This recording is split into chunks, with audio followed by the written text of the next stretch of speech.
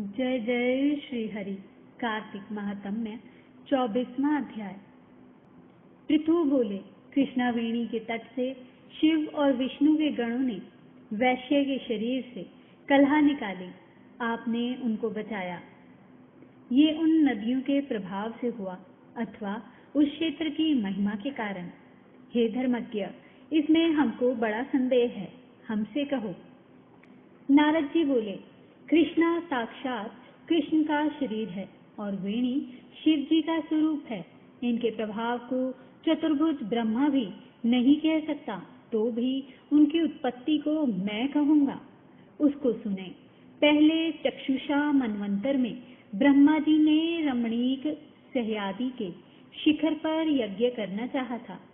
यज्ञ की सामग्री इकट्ठी करके देवगणों के साथ वह विष्णु और महादेव को संग लेकर जब शिखर पर जा पहुंचे, ब्रह्मा देवत मुहूर्त में भृगु आदि ने उसकी दीक्षा विधान के लिए प्रीति पूर्वक समाज की और उनकी स्वरा नाम की पत्नी को बुलाया, लेकिन उसने वहां आने में विलंब लगाया। तब भृगु विष्णु से बोले, हे विष्णु, आपके बुलाने पर भी वह नहीं आई, मुहूर्त बीता जाता है, अब दीक्षा विधि कैसे होगी? श्री कृष्ण बोले, जो स्वरा शीघ्र नहीं आती तो यहाँ गायत्री को बिठाकर दीक्षा विधान करिए। क्या इस पवित्र कार्य के लिए वह पत्नी होते हुए भी योग्य नहीं?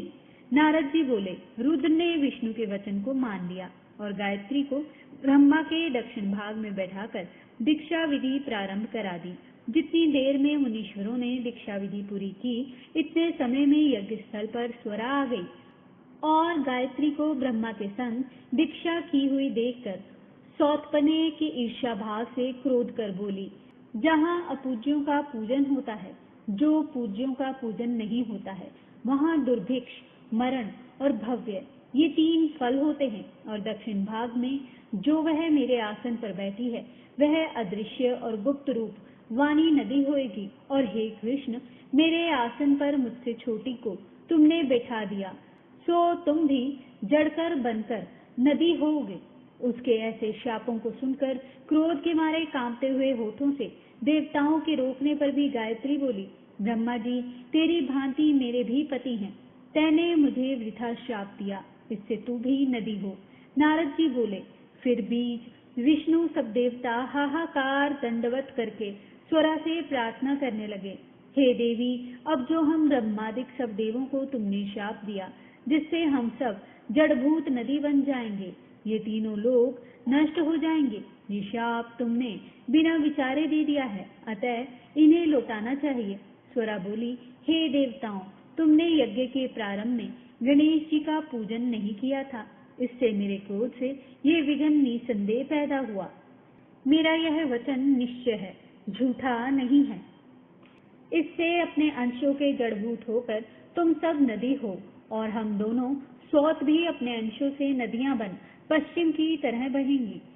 नारद जी बोले, स्वरा के ऐसे वचनों को सुनकर ब्रह्मा विष्णु और शिव ये सब जड़भूत होकर अपने अपने अंश से नदी हो गए।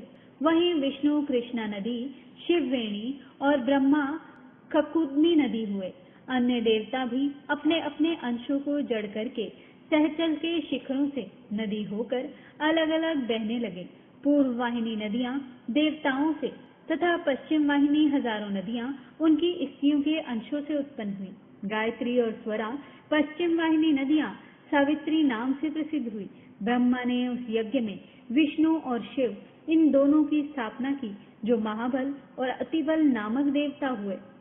कृष्णा और वेणी के उपाख्यान को जो मनुष्य सुनेगा और सुनावेगा, उसको अनेक दर्शन और तीर्थ स्थान का फल मिलेगा। जय जय श्री हरि। 25वां अध्याय सुनने के लिए हमारे चैनल के साथ जुड़े रहें।